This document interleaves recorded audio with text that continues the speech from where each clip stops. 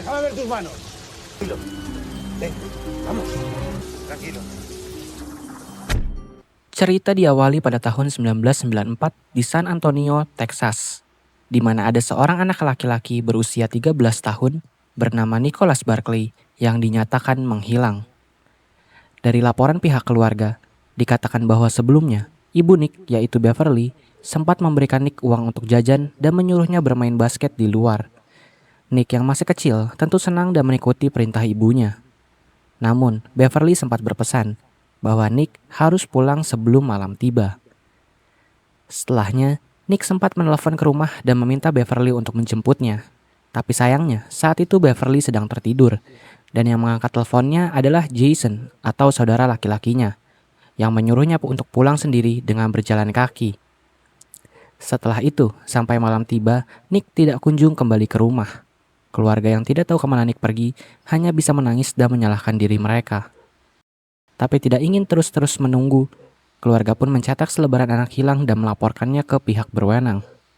Setelah menunggu dari hari ke hari, dari minggu ke minggu, keluarga pun sadar bahwa kemungkinan Nick ditemukan sangatlah kecil. Beverly hanya bisa berpikir bahwa anaknya telah diculik oleh seseorang yang memberikannya tumpangan untuk pulang. Tapi akhirnya, Nick dibawa pergi bersama mereka. 3 tahun kemudian, pada 7 Oktober 1997, di Linares, Spanyol, pasangan suami istri memberitahu kepolisian bahwa mereka menemukan seorang anak yang tidak memiliki identitas sedang duduk di dalam warung telepon. Anak itu tampak kelaparan dan tidak punya siapa-siapa. Maka, mendengar hal itu, kepolisian pun mendatangi tempat di mana anak itu berada. Setibanya di warung telepon itu, polisi mencoba berbicara dengan anak itu. Tapi anak itu berusaha untuk tidak banyak bicara dan bertingkah seolah dia anak-anak yang sedang ketakutan. Anak itu sebenarnya sudah berusia 23 tahun. Ia mencoba bertahan hidup dengan berpura-pura menjadi anak yang hilang agar ia bisa dimasukkan ke tempat penampungan. Ia melakukan hal tersebut karena ia tidak punya siapa-siapa dan ia merasa selama hidupnya ia tidak diinginkan oleh siapapun. Maka ia ingin memulai hidup baru di tempat penampungan. Tapi sayangnya di Spanyol, anak-anak yang mau memasuki tempat penampungan perlu memiliki identitas yang jelas. Setidaknya, mereka harus tahu siapa nama mereka dan dari mana mereka berasal. Tentu saja, aturan ini membuat pria berusia 23 tahun itu kebingungan. Ia hanya memiliki dua pilihan. Pertama adalah masuk penjara, atau kedua ia harus membuktikan dirinya siapa. Pria itu pun mengaku sebagai warga negara Amerika, tapi ia meminta agar polisi tidak mencoba menelpon keluarganya, karena ia sendiri yang akan melakukannya. Dan ia berjanji jika ia diizinkan tinggal semalam di kantor polisi itu, dia akan menelpon keluarganya dan memberikan identitasnya kepada polisi besok. Polisi pun memberikannya izin untuk tinggal semalam di kantor. Di kantor itu, pria itu tidak diawasi siapapun. Ia pun mencoba menelpon beberapa kantor kepolisian di Amerika dan mengaku sebagai polisi bernama Jonathan dari Spanyol yang sedang membantu seorang anak yang hilang. Sampai akhirnya, ia menelpon pusat anak hilang dan tereksploitasi di Amerika. Ia berbicara kepada seorang wanita bernama Lauren. Ia mengaku ia menemukan seorang anak laki-laki dari Amerika berusia sekitar 14-15 tahun yang tidak memiliki identitas. Selain itu, ia juga memberikan ciri-ciri tentang anak tersebut menggunakan dirinya sendiri. Hingga Lauren mengatakan bahwa ada satu anak hilang dari San Antonio yang menghilang sejak 1994. Anak itu bernama Nicholas Barkley, yang mungkin itulah anak yang sedang bersamanya. Saat mendengar nama itu, pria itu pun langsung terpikirkan untuk meminta gambar serta ciri-ciri anak itu melalui fax. Setelah menerima selebaran anak hilang, beserta foto hitam putih dari Nicholas Barkley, ia pun mengambil identitas anak itu. Dan ia menelpon keluarga Nicholas Barkley dan mengaku bahwa ia adalah Jonathan, polisi dari Spanyol yang menemukan Nicholas Barkley. Ia mengatakan bahwa Nick masih hidup, tapi memiliki trauma yang tidak memungkinkan untuknya berbicara kepada siapapun. Keluarga yang terkejut serta bahagia dengan informasi tersebut langsung melaporkan hal ini kepada pihak berwenang. Tapi menurut agen FBI, sebelum bisa memulangkan Nicholas Barkley ke rumah, Nicholas Barkley harus terlebih dulu diwawancarai oleh Departemen Luar Negeri, karena kasus seperti ini sangat jarang terjadi. Dan tentu saja untuk memastikan apakah yang kembali benar Nicholas Barkley atau bukan. Lalu pusat anak hilang dan tereksploitasi pun mengirimkan foto serta bukti-bukti lain kepada Jonathan yang mengaku sebagai polisi. Yang ternyata, Ketika Jonathan melihat foto-foto Nicholas Barkley yang berwarna, ia baru sadar kalau Nicholas memiliki fisik yang sangat berbeda dengan dirinya. Nicholas Barkley memiliki warna rambut pirang serta mata berwarna biru. Ketika mendengar kedubes Amerika Serikat datang untuk menemuinya, Jonathan pun ketakutan dan mencoba melarikan diri. Tapi untungnya Jonathan berhasil ditemukan dan akhirnya ia kembali ke tempat penampungan. Keesokan paginya, Jonathan mendapatkan kabar bahwa kakak perempuannya, yaitu Carrie Gibson, akan datang menjemputnya. Carrie datang dari San Antonio ke Spanyol untuk menjemput adiknya, yaitu Nicholas Barkley. Jonathan yang benar-benar panik dan kebingungan berusaha membuat dirinya mirip dengan Nicholas Barkley. Jonathan mengecat rambutnya berwarna pirang, serta membuat tato di tangannya mirip seperti yang ada di tangan Nicholas Barkley. Dan ketika melihat Carrie Gibson sedang menunggunya di luar, Jonathan pun tahu bahwa dia tidak bisa lari lagi. Ia pun pasrah dan turun untuk menemui Carrie. Namun, tidak seperti bayangannya. Carrie Gibson justru langsung memeluknya. Carrie sangat yakin bahwa ini adalah adiknya, Nicholas Barkley yang telah lama hilang. Carrie pun memberikan banyak foto-foto Nicholas Barkley kepada Jonathan yang mengaku sebagai Nicholas. Carrie pun secara tidak sengaja memberitahu kepada Jonathan siapa ibunya Nicholas, siapa ayahnya, dan yang lainnya. Hingga kedubes Amerika dan terutama keluarga Nicholas Barkley percaya bahwa pria ini adalah Nicholas Barkley. Tapi masalahnya, polisi, jaksa, dan hakim menyadari ada sesuatu yang janggal. Hingga mau tidak mau, Jonathan harus melakukan tes untuk membuktikan apakah ia benar Nicholas Barkley atau bukan. Yaitu dengan menyebutkan setiap orang yang ada di kelima foto tersebut. Tapi karena sebelumnya ia sudah sempat berbicara kepada Carrie tentang yang mana ibunya, yang mana ayahnya, dan siapa yang lainnya, Jonathan berhasil menjawab 4 foto, terkecuali 1 foto terakhir. Tapi hakim sudah memutuskan bahwa benar pria ini adalah Nicholas Barkley. Dan Jonathan pun kini resmi menjadi Nicholas Barkley dan menjadi warga negara Amerika. Di malam sebelum penerbangannya besok, Jonathan sempat berpikir untuk melarikan diri. Karena ia mengingat bagaimana selama ini ia hidup tanpa identitas. Ia dilahirkan di keluarga yang bahkan tidak menginginkannya. Tapi hari ini ada seorang wanita yang rela pergi jauh untuk menjemputnya. Akhirnya, Jonathan mengurungkan niatnya untuk kabur. Dan di hari penerbangannya kembali ke Amerika, Jonathan masih gelisah memikirkan apakah keluarganya nanti akan menerima ia sebagai Nicholas. Keluarga yang menunggu kepulangan Nicholas di bandara hanya bisa mengira-ngira seperti apa Nicholas sekarang setelah 3 tahun tidak bertemu, setelah semua yang telah ia lewati. Dan sesampainya Nicholas di bandara, seluruh keluarga hanya bisa merasakan satu hal, yaitu kebahagiaan yang luar biasa. Setelah 3 tahun menunggu tanpa kepastian, akhirnya Nicholas yang hilang telah kembali. Ibunya, Beverly, mencoba untuk memeluknya, tapi Nicholas menahan diri. Ya, Jonathan merasa bahagia, tapi juga bingung, hal yang selama ini tidak pernah ia rasakan sebelumnya. Jonathan akhirnya merasakan bagaimana rasanya memiliki keluarga, ayah, ibu, kakak, dan adik, semuanya menyayanginya. Tapi ketika ia bertemu dengan saudara laki-lakinya, Jason tidak menganggapnya sebagai Nicholas dan hanya berkata, "Semoga beruntung." Seolah-olah ia mengatakan bahwa ia tahu kamu bukanlah Nicholas. Setelahnya, salah satu agen FBI bernama Nancy ingin mewawancarai Nicholas Barkley karena kasus penculikan ini harus segera diselesaikan.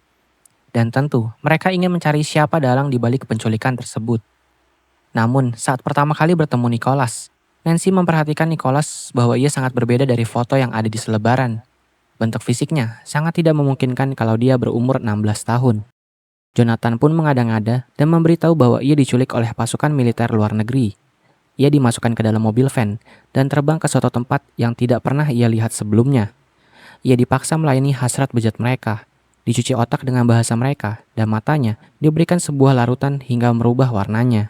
Dan Nicholas berhasil berlari melewati beberapa pintu hingga akhirnya ia berhasil kabur dan keluar. Dan ketika ia sudah di luar, ia baru sadar ia berada di Spanyol. Begitulah kata Jonathan. Nancy yang mendengarkan itu hanya bisa merasakan betapa menyakitkannya menjadi Nicholas Barkley. Dan ia sangat terkejut melihat bagaimana Nicholas bisa duduk dengan tenang menceritakan itu semua. Dalam pikiran Nancy, hanya ada 2 kemungkinan. Orang ini benar-benar menjadi korban atau hanya seorang aktor yang hebat. Bagi Jonathan, ini adalah misi terakhir yang telah dia selesaikan dan ia berhasil memenangkannya. Jonathan kini sepenuhnya yakin bahwa ia bisa menjadi Nicholas Barkley. karena keluarga, hakim, bahkan FBI mempercayainya.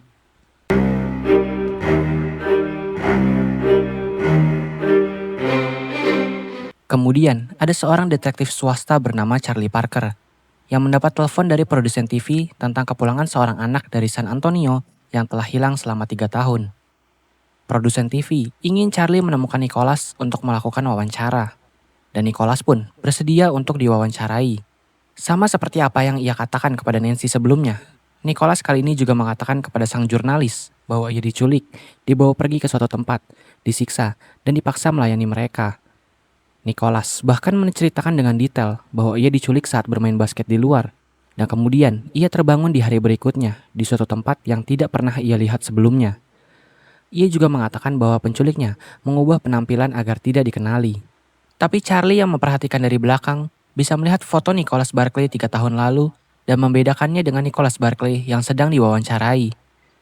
Ia bisa melihat perbedaan keduanya dari telinga mereka, di mana bentuk telinga Nicholas 3 tahun lalu sangat berbeda dengan Nicholas yang ada di hadapannya sekarang. Charlie pun langsung sadar bahwa pria yang sedang diwawancarai bukanlah Nicholas Barkley. Tapi yang ada di pikirannya, mengapa pria ini mau menggantikan posisi anak itu?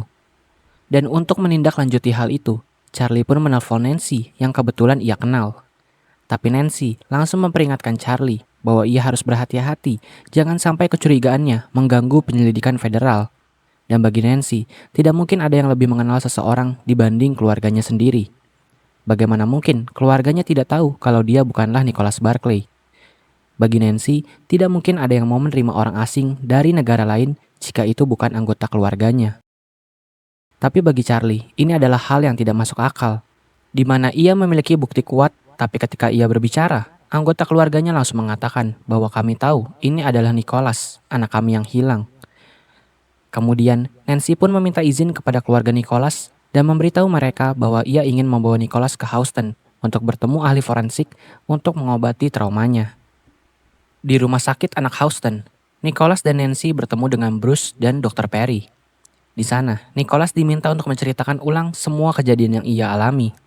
Tapi ketika melihat cara bicara Nicholas, Bruce langsung mengetahui bahwa orang yang sedang berbicara ini bukanlah orang Amerika asli. Karena ia berbicara dengan bahasa Inggris tanpa aksen, yang tentu sangat berbeda dengan anak-anak yang terlahir memang dari keluarga yang menggunakan bahasa Inggris sebagai bahasa sehari-hari. Dan dari hasil uji tes yang keluar, ternyata hasilnya, orang ini bukanlah Nicholas Barkley, dan faktanya ia juga bukan orang Amerika. Nancy yang mengetahui hal itu juga sangat terkejut, dan ia memberitahu kepada Carrie bahwa ternyata anak laki-laki yang mereka bawa pulang bukanlah adiknya. Carrie yang mendengar hal itu hanya bisa terkejut dan mengucap. Tapi sesampainya Nancy dan Nicholas di bandara San Antonio, ternyata Carrie sudah menunggu mereka. Dan di sana, ia menyambut Nicholas seperti tidak terjadi apa-apa. Ia bahkan memeluk Nicholas dan menanyakan bagaimana perjalanannya. Nancy pun menatap mereka dengan penuh kebingungan. Nancy sudah mengatakan bahwa itu bukan adiknya. Tapi tindakan Carrie menunjukkan seolah-olah kalau ia percaya bahwa anak itu adalah adiknya. Semua yang terjadi membuat banyak orang bertanya-tanya, sebenarnya apa yang terjadi dengan Nicholas palsu ini dengan keluarga Nicholas? Nancy dan Charlie terus mencari bukti untuk memastikan kepada keluarga bahwa anak itu bukanlah Nicholas Barkley. Pertama, Nancy mulai meminta Beverly, yaitu ibu Nicholas, untuk ikut melakukan tes DNA. Tapi yang mengejutkan, saat diminta untuk ikut bersama Nancy, Beverly benar-benar memberontak karena tidak ingin melakukan tes DNA. Ia percaya bahwa anak itu adalah anaknya. Sedangkan Charles mendatangi lingkungan rumah Beverly dan berbicara dengan salah satu tetangganya, di mana dikatakan kalau Nicholas memang dikenal sebagai anak yang bermasalah, sering pulang larut malam, dan sering bertengkar dengan keluarga. Sedangkan dari sisi Jonathan, ketika melihat bahwa Beverly tidak ingin memberikan sampel DNA-nya, ia sadar bahwa keluarga ini sebenarnya tahu dia bukanlah Nicholas Barkley. Tapi pertanyaannya, mengapa mereka menerimanya begitu saja dan menganggapnya sebagai Nicholas Barkley? Jonathan mengingat lagi kejadian di Spanyol, di mana Carrie memberikan semua foto-foto Nicholas Barkley kepadanya. Ia menyimpulkan hal itu sebagai salah satu cara untuk memberi informasi kepada Jonathan bahwa seperti inilah Nicholas Barkley, sehingga Jonathan bisa mengingat segala hal tentang Nicholas Barkley. Dan bagi Jonathan, ia yakin sepenuhnya bahwa sejak pertama kali bertemu, Carrie tahu bahwa dirinya bukanlah Nicholas. Maka, kebohongan besar apa yang sebenarnya sedang ditutupi?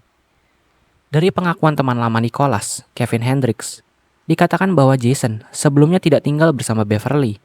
Tapi setelah ia berpindah dan tinggal di rumah Beverly, tampak banyak perubahan terjadi di sana. Terutama pada Beverly sendiri, yang semenjak Jason tinggal di sana, Beverly sepertinya terjerumus dalam penggunaan narkoba. Dan bahkan, Charlie menemukan sebuah file laporan kepolisian, di mana Jason mengirimkan laporan bahwa adiknya, yaitu Nicholas Barkley, mencoba menerobos masuk ke rumahnya. Yang padahal saat ia memberikan laporan itu sudah berbulan-bulan semenjak hilangnya Nicholas Barkley.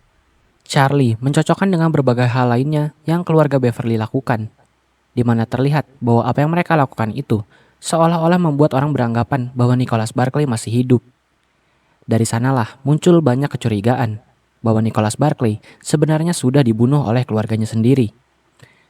Nancy mendatangi Nicholas dengan membawa 3 agen bersamanya untuk mendapatkan sidik jari dari Nicholas dan mengirimkannya ke Interpol serta kedutaan untuk memeriksa siapakah anak laki-laki ini sebenarnya. Dan hasilnya, ternyata anak laki-laki ini bernama Frederick Bourdin dan berusia 23 tahun serta berasal dari Prancis. Sedangkan Charlie yang bertemu dengan Nicholas dan langsung berbicara empat mata dengannya, mendapatkan jawaban langsung dari Nicholas bahwa ia sebetulnya adalah Frederick Bourdin dan ia adalah buronan Interpol. Lantas, apa yang sebetulnya sudah ia lakukan sehingga ia menjadi buronan Interpol? Yang tentu saja kita tahu bahwa ketika menjadi buronan Interpol, itu berarti kasusnya bukanlah hal sepele. Dan ternyata kasusnya adalah pemalsuan identitas yang mungkin sudah berpuluh-puluh kali ia lakukan. Bahkan, ia berhasil mengelilingi Eropa dengan cara seperti itu. Akhirnya, Frederick Bourdin pun ditahan dan divonis hukuman 6 tahun penjara. Setelah penangkapannya, Frederick Bourdin pun menuduh bahwa keluarga Nicholas sendirilah yang membunuh Nicholas. Itu sebabnya mereka menerimanya menjadi Nicholas. Akhirnya, penyelidikan pembunuhan pun dibuka. Tuduhan itu diajukan pada seluruh anggota keluarga, termasuk ibu, kakak, serta saudaranya yang lain. Dan tuduhan pun mengarah kuat kepada Beverly, ibu Nicholas Barkley. Dan Nancy melakukan tes kebohongan kepada Beverly, yang saat diberikan beberapa pertanyaan tentang Nicholas, Beverly mulai terlihat sangat marah dan gelisah. Dan hasil tes itu menyatakan bahwa semua yang dikatakan Beverly adalah palsu. Jason yang sempat diwawancarai oleh Nancy menunjukkan sikap yang seolah tidak peduli pada apa yang terjadi dengan adiknya. Dan semenjak kepulangan adiknya pun, ia tidak peduli karena ia tahu bahwa itu bukanlah Nicholas. Tapi ia enggan memberitahu keluarganya karena yakin mereka tidak akan percaya padanya. Dan belum sempat dilakukan tes kepada Jason ditemukan meninggal dunia karena overdosis. Dari sisi Charlie, ia mencoba mendatangi rumah Beverly dan mendapatkan izin untuk melakukan penggalian di halaman belakang rumahnya. Yang dari anggapan Charlie, itu mungkin merupakan tempat untuk mengubur Nicholas. Tapi sayangnya, setelah semua upaya yang sudah dilakukan, kasus penyelidikan pembunuhan Nicholas Barkley pun ditutup karena kurangnya bukti. Dan Nicholas Barkley masih terdaftar sebagai orang hilang. Dan setelah dipulangkan ke Prancis pada 2003, Frederick Bourdin sempat mencuri identitas anak hilang yang berusia 14 tahun bernama Leo Bali. Tapi sekarang, ia sudah hidup di Prancis, memiliki istri dan 3 orang anak. I care about myself, just about myself.